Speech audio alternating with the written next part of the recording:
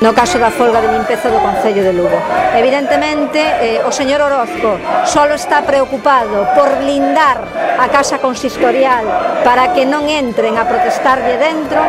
porque considera que isto atenta contra os seus dereitos, que é inadmisible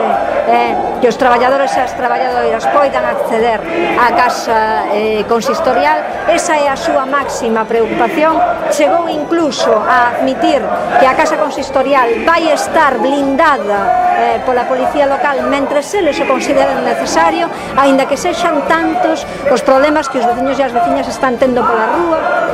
e que reclaman a presenza desa Policía Local. Nesta xunta de portavoces, o BNG tamén exixiu explicacións de cales son as accións que está cometendo o goberno municipal, de se superou xa a cantidade de pago establecida para a Traxa, onde se confirmou que sí, que xa fai moito que se superaron eses 50.000 euros que se lle pagan a Traxa, e dende logo que quedou clarísimo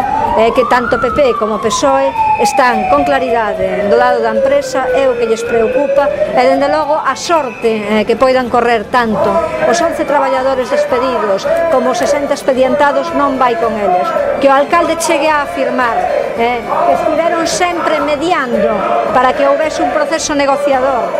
entre empresa e traballadores, quedou claro que é mentira cando eu lles trasladei esa expresión á plantilla aquí concentrada e o efecto que tivo neles. Evidentemente nunca houbo esa vontade por parte do goberno municipal. Hai unha tibieza absoluta ante o comportamento de Urbaser, que está utilizando todos os mecanismos que ten ao seu alcance para doblegar a unha plantilla que o que fai é defender os seus lexítimos intereses. Por certo, faino con normas que o PP e o PSOE aprobaron no Congreso dos Deputados e que facilitan, entre outras cousas, tanto os despidos como a apertura de expedientes disciplinarios.